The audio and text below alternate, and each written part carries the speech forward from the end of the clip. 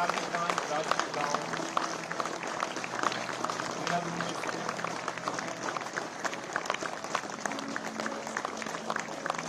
जैसे कि माननीय मुख्यमंत्री जी का आदेश है कि हम जितनी भी ब्रांचें उत्तराखंड में खोल रहे हैं उन सभी में हमें वहाँ के जनहित को सामने रखते हुए वहीं के लोकल स्टाफ को हायर करना है और इसी पदचिन्ह पर चलते हुए हम माननीय मुख्यमंत्री जी का सपना पूरा करें।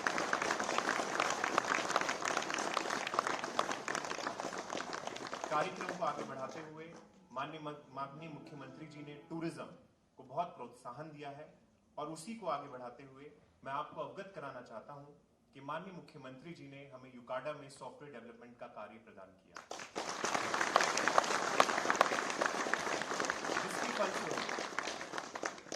जिसके फलस्वरूप विभाग सकुशल अपने कार्य निर्वहन कर सके, जैसे कि flight management and planning, product inventory for helicopter and aeroplane, store inventory management, ATF browser, heli aeroplane maintenance.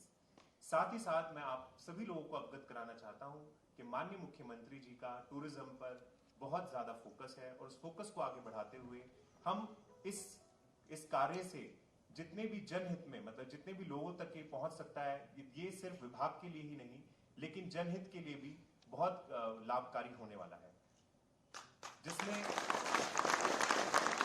मैं धन्यवाद करना चाहता हूं विभाग के additional secretary Shri C. Ravishankar ji का, जिन्होंने हमें बहुत सहयोग प्रदान किया। साथ ही साथ मैं आपको बताना चाहता हूं कि कुमाऊं मंडल विकास निगम में भी माननीय मुख्यमंत्री जी हम बैंकिंग कर रहे हैं और HDFC बैंक की तरफ से उन्हें भी सॉफ्टवेयर डेवलपमेंट के कार्य किए जा रहे हैं।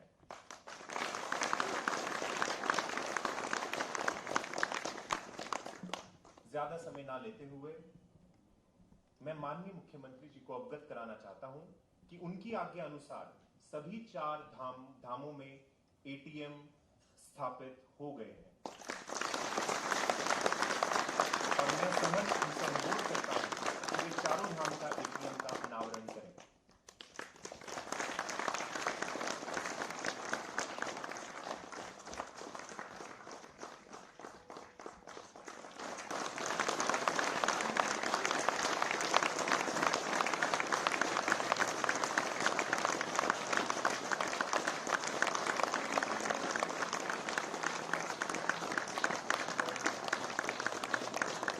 चारों धामों में ATM स्थापित हो चुके हैं। ये पहल है टूरिज्म के बढ़ावे की ओर और ये पहल है माननीय मुख्यमंत्री जी के सपने की ओर।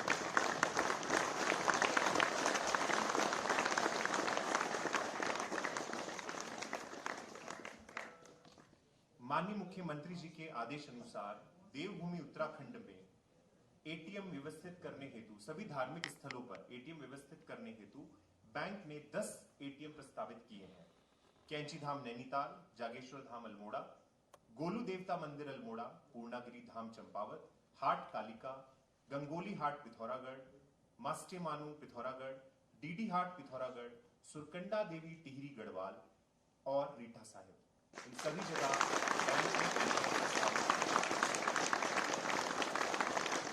सभी लोगों को ये अवगत कराने में मुझे बहुत हर्ष हो रहा है कि HDFC की एक और पहल उत्तराखंड में, जिसमें वन संरक्षण के अंतर्गत संपूर्ण उत्तराखंड में 2024 में 5 लाख पेड़ लगाने की प्रतिबद्धता की गई है।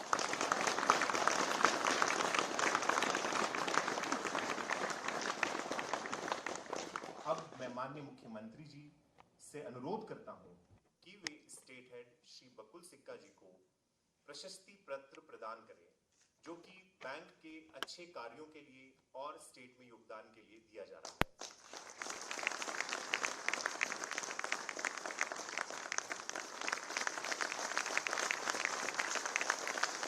ये बहुत गौरव का दिन है।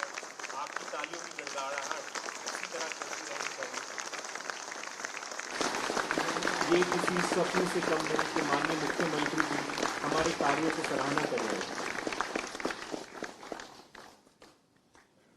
अब मैं आप सबको सहर्ष अवगत कराना चाहता हूं कि राज्य सरकार ने HDFC बैंक को एजेंसी बैंकिंग करने के लिए स्वीकृत किया है।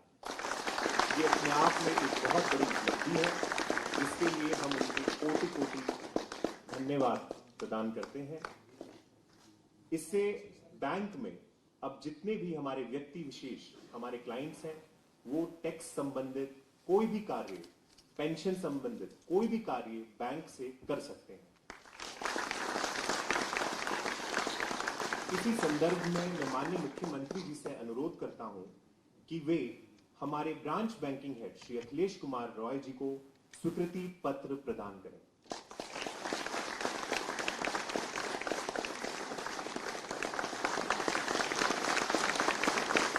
जैसा कि मैंने कहा, ये काल इतना प्रभावशाली है जिस काल के हम सब साक्षी हैं। कार्यक्रम को आगे बढ़ाते हुए मैं कुछ पंक्तियां आप लोगों को पढ़ना चाहता हूं। निगाहों में मंजिलें थी, गिरे और गिरकर संभलते रहे। हवाओं में ने बहुत कोशिश की, मगर चिराग आंधियों में भी जलते रहे। मैं माननीय मुख्यमंत्री जी की अनुमति से चाहता हूं हमारे branch banking head Shri Akhilesh Kumar Roy ji हमारे बैठे यहाँ सभी सहकर्मी गणमान्य अतिथियों का संबोधन करें।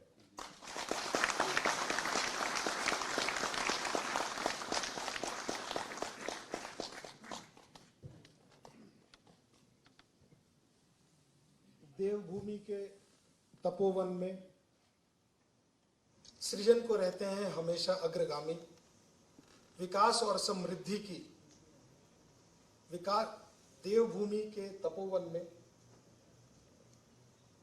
सृजन को हमेशा रहते अग्रगामी, विकास और समृद्धि के तरफ संकल्पित हैं माननीय श्री पुष्कर सिंह धामी। मैंने ये दो पंक्तियां माननीय मुख्यमंत्री जी के व्यक्तित्व को प्रतिबिंबित करते हुए अभी जस्ट लिखा है, और मैं हृदय से अपना आभार व्यक्त करना चाहता हूं माननीय मुख्यमंत्री जी का, युवा दिनों के सम्राट और उत्तराखंड के शिखर पुरुष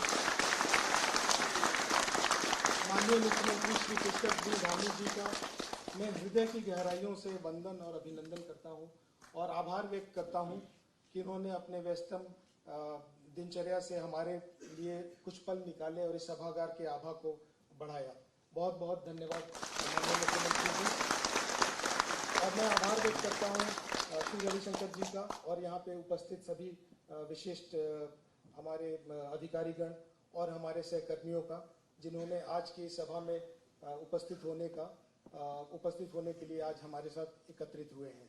और मैं सिर्फ ज़्यादा समय नहीं लूँगा। जितनी भी जनहित की दिशा में हमारे बढ़ाए गए कदम लिए गए हैं, उनके बारे में सिर्फ इतना कहना चाहता हूँ कि ये जितनी भी हम माननीय मुख्यमंत्री जी के दिशा निर्देश में हम अब इस राज्य में अपना समर्पण को और सुदृढ़ करना चाहते हैं, यहाँ की आर्थिक व्यवस्था को बहुत सुदृढ़ करना चाहते हैं।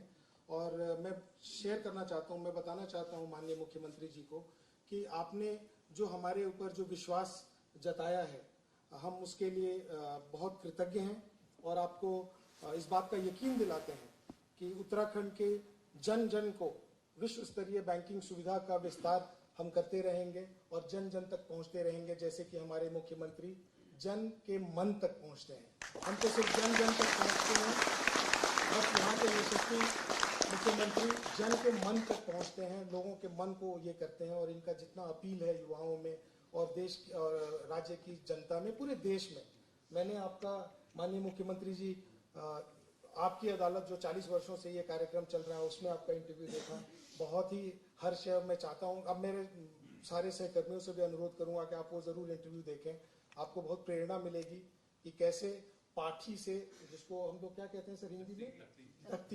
तख्ती पे पढ़ाई करते हुए और वहां तक आज मुख्यमंत्री के तख्त पे बैठे हुए विराजमान हैं हमारे मुख्यमंत्री। तो हमारे लिए एक प्रेरणा का स्रोत है, हमारे लिए बहुत ही प्रेरणा का स्रोत है सारी युवाओं के लिए। It's a matter of great inspiration for all of us.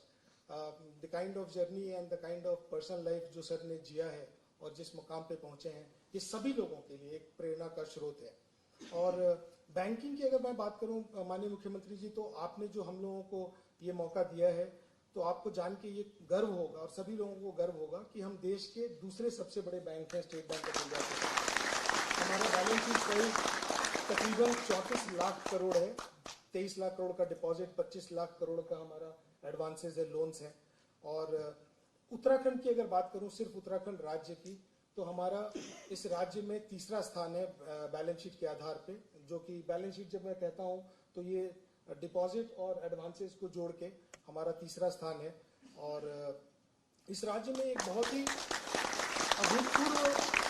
अभूतपूर्व हमारे लिए एक उपलब्धि है कि हमारे इस राज्य में जो सीडी रेशियो है, क्रेडिट डिपॉजिट जिसको जमा और ऋण का अनुपात कहते हैं, जो कि सबसे महत्वपूर्ण मानक होता है किसी भी देश, किसी भी राज्य, किसी भी समाज की अर्थव्यवस्था को प्रतिबिंबित करता है।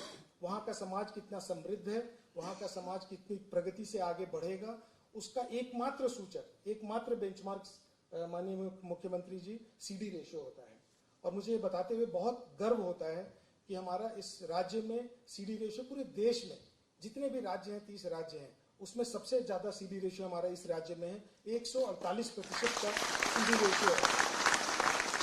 साथ ही मैं यहाँ पे आपसे एक निवेदन करना चाहता हूँ, और बैंकर होने के साथ नाते, 25 साल बैंकिंग इंडस्ट्री में गुजारने के नाते एक निवेदन के साथ सुझाव भी देना चाहता हूँ कि इस राज्य का जो सीडी रेशियो है पूरे राज्य का, वो 48% है, जो कि मेरा मानना है कि देश के जो एवरेज सीडी रेशियो उससे बहुत कम है। देश का एवरेज सीडी रेशियो तकरीबन 59-60% है। तो हम लोगों को, सारी बैंकों को, सारे बैंक्स को मिलके ये प्रयास करना चाहिए कि हम इस सीडी रेशियो को 60% तक पहुंचाएं। अभी हमारे पड़ोसी राज्य में जो उत्तर प्रदेश राज्य है, मैं उसका पिछले सप्ताह में स्टेट लेवल बैंकर्स कमेटी का, माननीय मुख्यमंत्री जी स्टेट लेवल बैंकर्स कमेटी जो माननीय मुख्यमंत्री जी योगी आदित्यनाथ की अध्यक्षता में हुई थी, मैं उसमें सम्मिलित हुआ था, मैं गया था रिप्रेजेंट करने के लिए। तो वहाँ पे देख के बड़ा हर्ष हुआ कि आज से 3 वर्ष पहले मैं जब वहाँ पे कार्यभार संभाला था, तो मैं जब मिला था तो उन्होंने, माननीय मुख्यमंत्री जी ने बोला था कि हमारा सबसे इम्पोर्टेंट लक्ष्य है कि सीडी रेशियो को 45% से लेके 60% पे ले जाना है। और वहाँ का 60% हो गया है। इस तिमाही में, जो दिसंबर का तिमाही जो खत्म हुई, वहाँ पे 60% है। तो मैं अपने सारे बैंकर्स कम्युनिटी से अपील करना चाहता हूँ इस मंच के माध्यम से, और माननीय मुख्यमंत्री जी के जहन में डालना चाहता हूँ कि सीडी रेशियो जब तक कि 60% नहीं होगा, तो हमारा हम जितना ग्रोथ करना चाहते हैं, जितनी तेजी से करना चाहते हैं, वो थोड़ा चैलेंजिंग हो जाएगा। तो इसमें बाकी बड़े बैंकों की बहुत भूमिका होनी चाहिए। राज्य का, देश का सबसे बड़ा बैंक भारतीय स्टेट बैंक हर एक भारतीय का बैंक है, बट उसका सीडी रेशियो इस राज्य में 30% है। अब ये मेरा ये विषय नहीं है, ना मेरा ये कार्य क्षेत्र है, ना मैं ये भी बोलूंगा, ये एक गुस्ताखी कर रहा हूँ मैं इस चीज को मेंशन करके, ना ही मेरा उद्देश्य है कि किसी और बैंक को छोटा दिखाना। बट अगर वो बैंक 30% से 55% 60% तक भी जाएगा, तो राज्य अपने आप 55% पे उठ जाएगा। और मेरे यहाँ के अधिकारियों से अपील है कि वे लोग सारे बैंकों को एक मॉडल बनाए, एक स्कोरिंग पैटर्न बनाए, जिसमें इन चीजों का ये रखें कि कितनी ब्रांच, कितनी शाखाएं हैं, कितनी शाखाएं सेमी अर्बन रूरल क्षेत्र में है, आपका सीडी रेशियो कितना है, आपका डिपॉजिट कितना, आपका एडवांसेस कितना है। स्टेट बैंक की मैं बात कर रहा था, 70,000 करोड़ का डिपॉजिट है, सिर्फ 17,000 करोड़ का लोन है। हमारा 12,000 करोड़ की सिर्फ डिपॉजिट है, 17,000 करोड़ का हमने लोन दिया हुआ है। डिपॉजिट से ज्यादा लोन बांटा हुआ है। वो अलग बात है कि मेरी स्वयं की नौकरी खतरे में है, और बोर्ड मुझे क्वेश्चन करता है कि आप इस तरह से कैसे कर सकते हैं और इसको कम करिए। बट मैं चाहता हूं कि इस राज्य में हमारी भागीदारी रहे, इस राज्य की आर्थिक, जो माननीय मुख्यमंत्री जी ने जो गति प्रदान करी है आर्थिक व्यवस्था की, वो और तेजी से बढ़े। ये मेरा ये पर्सनल लक्ष्य रहता है कि इस राज्य में हम ज्यादा से ज्यादा अपना भागीदारी करें इसके ग्रोथ की स्टोरी में।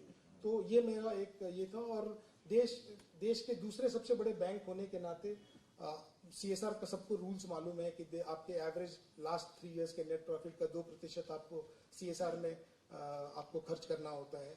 तो मुझे ये बताते हुए बहुत हर्ष होता है कि डिस्पाइट कि ये एक बहुत बड़ा राज्य नहीं है, फिर भी हम अपने एचडीएफसी बैंक में ये टॉप 3 सीएसआर स्पेंड्स का हमारा बैंक राज्य है।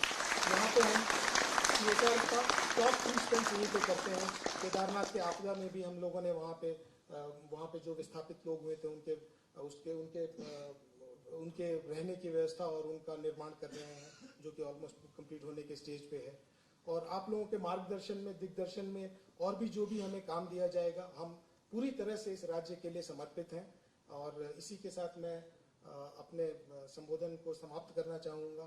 और सब लोग यहाँ पे एकत्रित हैं, जैसा मैंने बताया कि आप युवा दिलों के सम्राट हैं सर, और शिखर पुरुष हैं इस राज्य के। और यहाँ पे हमारे आसपास के सारे जिलों के हमारे सारे जो हमारे सहकर्मी हैं, जो सारे ब्रांचेस के हैं, सारे डिपार्टमेंट्स के लोग यहाँ पे एकत्रित हैं आज। जितनी हम लोगों ने अपेक्षा की थी उससे ज़्यादा लोग आए हैं। ये आपका फैन फॉलोइंग है, जिससे कि उम्मीद से ज़्यादा लोग आए हैं। और ये सभी आपके वोटर तो हैं ही, तो बहुत बड़े आपके फ़ैन हैं। सबसे ज़्यादा इम्पॉर्टेंट चीज़ ये है, और सब आपको सुनने के लिए व्याकुल हैं। तो मैं ज़्यादा समय न लेते हुए मैं चाहता हूँ कि मैं आमंत्रित करूँगा शिखर पुरुष माननीय मुख्यमंत्री श्री पुष्कर सिंह धामी जी को हमारे इसको संबोधित करें। और उत्तराखंड राज्य में जिस तरह की प्रगति हुई है, और जो ये अविरल प्रगति की जो धारा बह रही है, ये और तेज़ होती जाएगी। और मैं अंत में सिर्फ ये कहना चाहूँगा कि कुछ ही देर की खामोशी है, फिर कानों में शोर आएगा। तुम्हारा तो वक्त है, हमारा दौर आएगा। उत्तराखंड का दौर आएगा। उत्तराखंड का दौर शुरू हो चुका है और ये दौर खत्म होने वाला नहीं है। बहुत बहुत धन्यवाद। माननीय मुख्यमंत्री जी को मैं सादर आमंत्रित करना चाहता हूँ। बहुत बहुत धन्यवाद।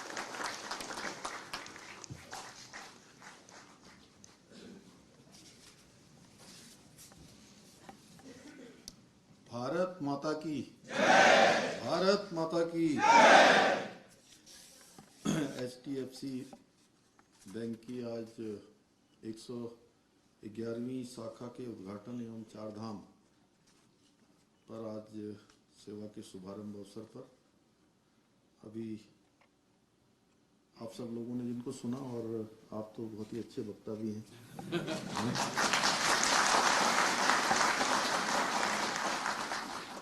Branch banking head HDFC bank Shri Akhilesh Rai जी,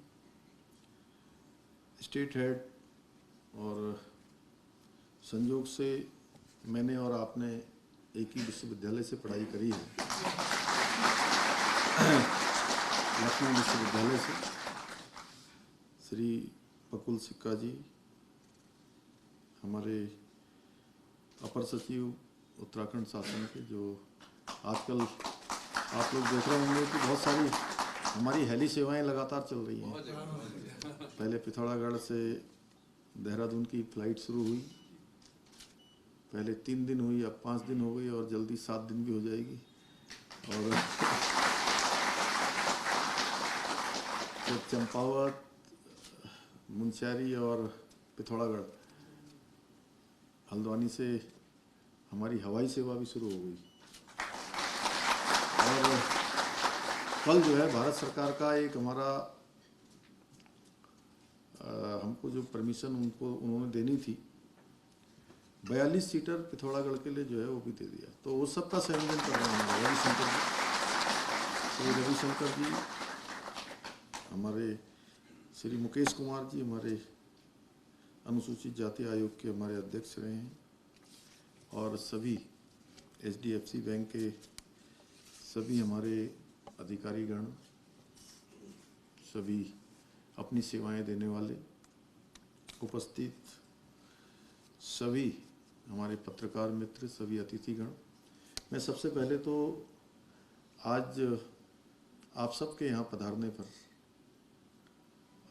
आप सब लोग मेरा स्वागत कर रहे हैं, मैं आपका स्वागत करता हूँ। आप सबका स्वागत है, क्योंकि मेरे ख्याल से इसमें से अधिकांश लोग आज यहाँ पर पहली बार आए होंगे। कितने लोग हैं जरा पहली बार, एक बार हाथ उठाते हैं। सभी पहली बार आए। चलिए ठीक है, जो पहले भी आए हैं और जो पहली बार आए हैं, मैं आप सभी का अपनी ओर से बहुत स्वागत करता हूं कि आप लोग आज ये हमारा मुख्य सेवा सदन है उसमें पधारे हैं। और जो HDFC बैंक की राजपुर शाखा 111वीं शाखा यूकाडा के विभिन्न सॉफ्टवेयर चारधाम में यात्रियों की सुविधा के लिए आज जो ATM लगाए गए हैं, उनका आज शुभारंभ हो रहा है। उस सब की मैं आप सबको बधाई देता हूँ, शुभकामनाएं देता हूँ। और बड़ा अच्छा था अखिलेश जी, आप बोल रहे थे। देखिए ऐसा है कि देवभूमि में जो जन्म लेना है, वो जन्म लेना तो किसी के भी हाथ में नहीं है। किसका जन्म कहाँ होगा ये तो ईश्वर ही तय करता है। किस घर में होगा, किस देश में होगा, किस प्रदेश में होगा, ये ईश्वर के हाथ में है। लेकिन जन्म लेने का अगर ईश्वर ने हमको यहाँ पर हमारा जन्म कर दिया है तो वो तो है, बहुत अच्छा है, क्योंकि देवभूमि में जन्म हो रहा है। और अगर जन्म नहीं भी हुआ है तो जिसको कर्म करने का अवसर मिल रहा है वो जन्म से भी कम नहीं है। तो आप सब लोगों को इन दोनों ही भूमिकाओं में, देवभूमि में काम करने का अवसर मिल रहा है। और ये पुण्य भूमि है, तप की भूमि है, ऋषियों की भूमि है, देवों की भूमि है। तो इस भूमि का अपना एक महत्व है अलग। आप कहीं भी देश दुनिया में जाएंगे तो लोग आपसे बात करेंगे, आप उनको बताओगे कि हम उत्तराखंड में काम करते हैं, देवभूमि में काम करते हैं। तो ये तय मानिए कि आपको देखने की जो उनकी दृष्टि है, उनके चेहरे के हाव भाव हैं, वो बदल जाते हैं। एक श्रद्धा का भाव उनके अंदर निर्मित होता है।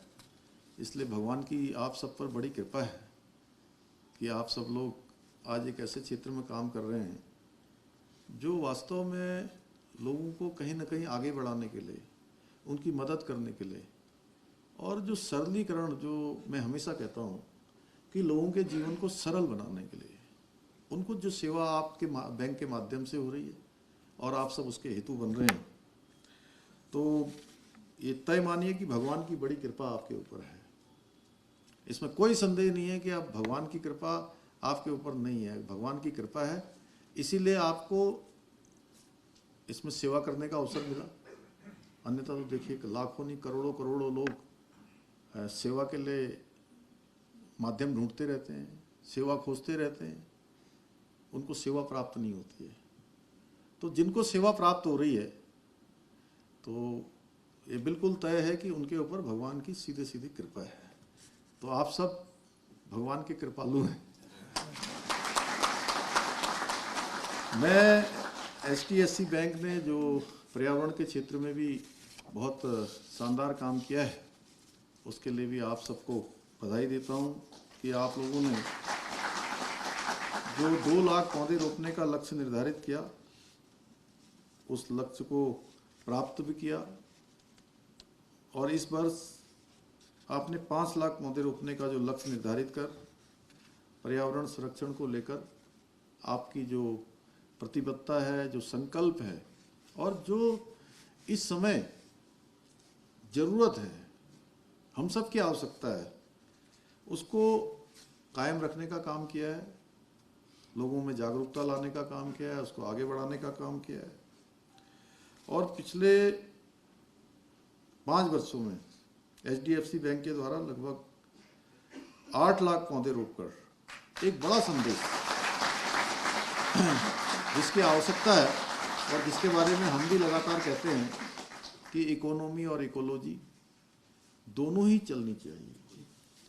क्योंकि आज जो पर्यावरण को लेकर तमाम प्रकार के चुनौतियां हमारे सामने पैदा हो रही हैं, उसके लिए ये पौधारोपण बहुत बड़ा एक माध्यम है जो कई प्रकार से संतुलन का काम करता है। और वो काम आप सब लोग बहुत भली भांति कर रहे हैं। भाइयों बहनों, आदरणीय प्रधानमंत्री जी ने हम सभी को आत्मनिर्भर भारत का मंत्र दिया है, और वो मंत्र हमारा तभी सार्थक हो सकता है जब हम समाज के अंतिम छोर में खड़े हुए व्यक्ति तक जो सामान्य सुविधाएं हैं, उन सुविधाओं को पहुंचाएं, उनको उन योजनाओं को बताएं, उनका लाभ दिलाएं, जिनसे उनका जीवन आगे बढ़ सकता है। और इसको लेकर हमने राज्य में जो वित्तीय समावेशन है, उसको आत्मनिर्भर राज्य के निर्माण की दिशा में बहुत प्राथमिकता से आगे बढ़ाया है।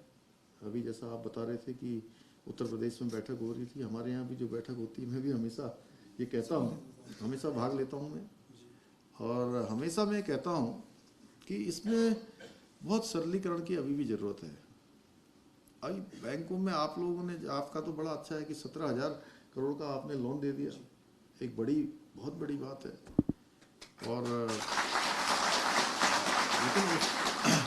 लेकिन अभी भी बैंक हमारे कहीं कहीं पर क्या है कि लोन देने में अब चूंकि औपचारिकताएं भी होती हैं, उनकी अपनी बैंक की आवश्यकताएं भी हैं, बैंक भी चलाना है, लेकिन उसके बावजूद भी अगर थोड़ा सरलीकरण हम करते जाएं, लोगों को सुविधा देते जाएं, तो बहुत तेज़ी से चीज़ें आगे बढ़ रही हैं। अभी मैं आपको एक उदाहरण देता हूं हवालबाग का। अल्मोड़ा में पहले साल में गया था, वहाँ तो लोन लेकर काम करने वालों की जो संख्या थी वो कम थी, और 6 करोड़ का लोन लिया था एक साल में, और एक साल बाद में गया तो वो 22 करोड़ हो गया, और इस बार में गया तो वो 100 करोड़ से भी ज़्यादा हो गया। तो तेज़ी से लोग आगे बढ़ रहे हैं, तो ये कहीं ना कहीं हमको भी प्रोत्साहन देता है। राज्य के अंदर भी जो हमारे वित्तीय संस्थान हैं, विशेषकर जो बैंक हैं, उनके द्वारा हमारे गाँव में, शहरों में, अर्ध शहरी क्षेत्रों में जो काम किया गया है, जो इस दिशा में प्रयास किए गए हैं, वो बहुत उत्साहजनक हैं, उसके परिणाम भी अच्छे आ रहे हैं। और मेरा ये मानना भी है कि इस क्षेत्र में जो बुनियादी स्तर पर कार्य करने की और भी अभी आवश्यकता है, क्योंकि ये हम लोगों की एक शुरुआत हुई है। हम लोग बिल्कुल गांव-गांव जा रहे हैं, जो कम हमारे डेवलप एरिया हैं उन एरिया में जा रहे हैं, और इसके पीछे हमारा एक ही उद्देश्य है कि सरलीकरण, समाधान, निस्तारण और संतुष्टि, इसका भाव लोगों के अंदर आना चाहिए। जो आपसे मिले तो उसकी संतुष्टि होनी चाहिए, उसका ठीक प्रकार से मार्गदर्शन होना चाहिए, और जो सुदूरवर्ती क्षेत्र हैं उन क्षेत्रों में अच्छी सुविधाएं मिलें। उत्तराखंड में HDFC की वर्तमान में कई शाखाएं चल रही हैं, जिसके माध्यम से जो हमारे प्रदेश के निवासी लोग हैं उनको बहुत अच्छी बैंकिंग सुविधाएं उपलब्ध कराई जा रही हैं। और बैंकों का प्रयास भी रहना चाहिए कि लोगों को बैंकिंग के क्षेत्र में आसानी से उनका काम हो, आसानी से उनकी समस्याओं का हल हो, और इस दिशा में जैसे आप लोग लगातार काम कर रहे हैं, और केवल बैंकिंग के अलावा जो अन्य गतिविधियों में भी आप काम कर रहे हैं, ये बहुत महत्वपूर्ण है। इस दिशा में HDFC बैंक लगातार सफल हो रहा है। अभी जैसा मुझे बताया गया कि HDFC बैंक पेपरलेस वर्क करने को भी लगातार प्रमोट कर रहा है, आगे बढ़ा रहा है। यह डिजिटल टेक्निक के सही इस्तेमाल का हमारे सामने बहुत विशिष्ट उदाहरण है। आज डिजिटल ट्रांजैक्शन की स्थिति भी आप जानते होंगे, जो एक समय था कि लोग जो है डिजिटल ट्रांजैक्शन की जब बात माननीय प्रधानमंत्री आदरणीय मोदी जी ने करी, तो उस समय मजाक उड़ाते थे, खिल्ली उड़ाते थे, कहाँ से यहाँ पर डिजिटल ट्रांजैक्शन हो जाएगा, यहाँ तो इंटरनेट नहीं चलता है, यहाँ लोगों के पास स्मार्टफोन नहीं होता है। आज देखिए दुनिया का लगभग आधा डिजिटल ट्रांजैक्शन अब भारत में हो रहा है, आधा ट्रांजैक्शन, यानी 50% के करीब हम पहुँच गए। और UPI लेकर, और सब्जी वाला, फल वाला, चाय वाला, सब डिजिटल ट्रांजैक्शन हो रहा है। तेजी से हम आगे बढ़ रहे हैं, और हमारा प्रयास और संकल्प है कि हमारे उत्तराखंड के अंदर, देवभूमि के अंदर रहने वाले हर एक व्यक्ति तक जो बैंकिंग सुविधाएं हैं वो उन सुविधाओं का लाभ मिले। आज जनधन खातों का महत्व हमारा पूरा देश देख भी रहा है और समझ भी रहा है। बैंक खातों की वजह से सरकारी योजनाओं का पैसा सीधे जो उसके लाभार्थी हैं उनके खातों में पहुंच रहा है, और कटौती बिल्कुल अंश मात्र भी नहीं हो रही है। पहले कटौती हो जाती थी, बिचौलियों के माध्यम से जब जाता था, तमाम प्रकार से कमीशन की भेंट चढ़ जाता था।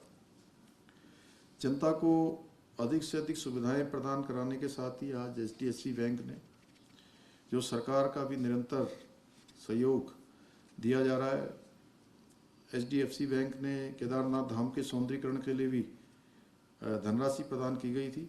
वहीं जोशीमठ की जो आपदा आई थी, उस जोशीमठ की आपदा में भी आर्थिक मदद आपके द्वारा की गई, बैंक के द्वारा की गई।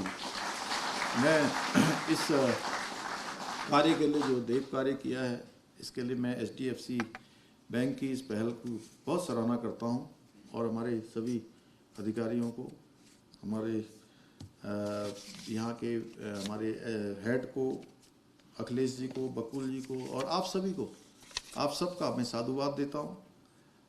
हमारी सरकार उत्तराखंड के विकास के लिए लोक केंद्रित जितनी भी पहल है, उन पहल को शुरू करने में सबसे आगे रही है। जब HDFC बैंक जैसे बैंक इन पहलों में भी सरकार का हाथ बटाते हैं, आगे आते हैं, तो यह साझेदारी निश्चित रूप से राज्य के लिए भी, समाज के लिए भी, लोगों के लिए भी, बैंक के लिए भी, सबके लिए बहुत लाभकारी होती है। हमारी सरकार ने हमेशा आजीविका के अवसर को बढ़ाने के लिए आय के विविध और स्थायी स्रोतों को प्रदान कर रोजगार और उद्यमिता को सक्षम बनाने पर ध्यान केंद्रित किया है, ताकि हम राज्य को एक आदर्श राज्य बना पाएं। और मैं एक बात और अखिलेश जी यहाँ कहना चाहता हूँ। देखिए, किसी भी क्षेत्र में, जैसे हम उत्तराखंड को आदर्श राज्य बनाने की बात कर रहे हैं, हमारा संकल्प है, उसी प्रकार से आपका ये बैंक भी देश के अंदर अगर कहीं सबसे पहले आदर्श स्थिति में खड़ा हो सकता है या अन्य के लिए उदाहरण बन सकता है, तो उसका स्थान भी सबसे उपयुक्त देवभूमि है। देवभूमि में अगर शुरुआत होगी तो आसानी से ये बन जाएगा। हम बैंकों के, कॉरपोरेट्स और अन्य व्यवसायों को उत्तराखंड में स्थापित करने के लिए कृत संकल्पित हैं। अभी आपने देखा होगा, पिछले दिनों हमने इन्वेस्टर ग्लोबल समिट की थी, जिसमें पूरे देश दुनिया के लोगों ने 3.5 लाख करोड़ से भी ज़्यादा के हमारे साथ MOU किए हैं और 64,000 करोड़ की हमने ग्राउंडिंग भी शुरू कर दी है। ग्राउंडिंग भी तेज़ी से आगे बढ़ रही है और लोगों के लिए एक यहाँ आना, यहाँ पर काम करना, ये बहुत मतलब उनके लिए एक अच्छा वो हो रहा है। लोगों का आकर्षण यहाँ के लिए बढ़ा है, उसके लिए हम काम भी कर रहे हैं। Ease of doing, ease of living, ये सभी चीज़ों को आगे बढ़ाने के लिए काम कर रहे हैं। सरकार अपनी ओर से जो बैंक हैं, व्यावसायिक गतिविधियां हैं, आवश्यक बुनियादी ढांचा है, इनको सभी को सुविधा प्रदान करने का हम लगातार प्रयास कर रहे हैं, जिससे हमारे नागरिकों का जीवन है, उनके स्वास्थ्य के मानक हैं, वो उनमें सुधार किया जा सके। मैं उत्तराखंड को अवसरों और विकास का राज्य बनाने के उद्देश्य से आप सभी लोग इसमें जो प्रतिभाग कर रहे हैं, अपना योगदान दे रहे हैं, आप सबको भी अपनी तरफ से शुभकामनाएं देता हूँ। आइए हम सब मिलकर उत्तराखंड के चहुमुखी विकास के लिए काम करें। ऐसा विकास जो समावेशी हो, टिकाऊ हो, उत्तराखंड राज्य को रोजगार के जो पर्याप्त अवसर उपलब्ध कराने में समर्थ हो। मेरा मानना है कि हमारे इस संकल्प को, जो हमारा संकल्प है विकल्प रहित संकल्प, आप सब जानते हैं मैं विकल्प रहित क्यों कहता हूं हमेशा, क्योंकि संकल्प में विकल्प ना आना, संकल्प की सिद्धि हो जाना है। क्योंकि जो हमने संकल्प ले लिया, और जब हम कोई संकल्प ले लेते हैं तो ये तय मानिए कि हमको रास्ते स्वतः ही मिल जाते हैं। हमारे सपने जो है हमारे अपने हो जाते हैं। और विकल्प ले आए संकल्प में, तो विकल्प आते ही संकल्प हमारा छूट जाता है, रूठ जाता है, सपने हमारे छूट जाते हैं, मंजिल हमसे भटक जाती है। इसलिए संकल्पों में विकल्प नहीं लाना है, चाहे वो बैंकिंग का क्षेत्र हो, चाहे कोई और क्षेत्र हो। कोई भी जो चीज़ आपने ठान ली और संकल्प ले लिया, तो ये तय मानिए कि भगवान की कृपा भी होगी, आपका रास्ता भी आसान होगा और आपको अपना उद्देश्य भी मिलेगा, लक्ष्य की प्राप्ति भी आप करेंगे। तो भगवान भी हमारे इस संकल्प को अपना आशीर्वाद दे रहे हैं, इसलिए हम इस दिशा में अवश्य सफल होंगे। एक बार फिर से मैं आप सभी को आज इतने सारे काम हो गए, सभी HDFC बैंक के सभी हमारे अधिकारियों को, अखिलेश जी को, सिक्का जी को, आप सभी को, हमारे रविशंकर जी ये भी इस काम में आपके साथ सहभागी हैं, सबको मैं अपनी ओर से धन्यवाद देते हुए, आपको शुभकामनाएं देते हुए मैं अपनी बात समाप्त करता हूँ। बहुत बहुत धन्यवाद।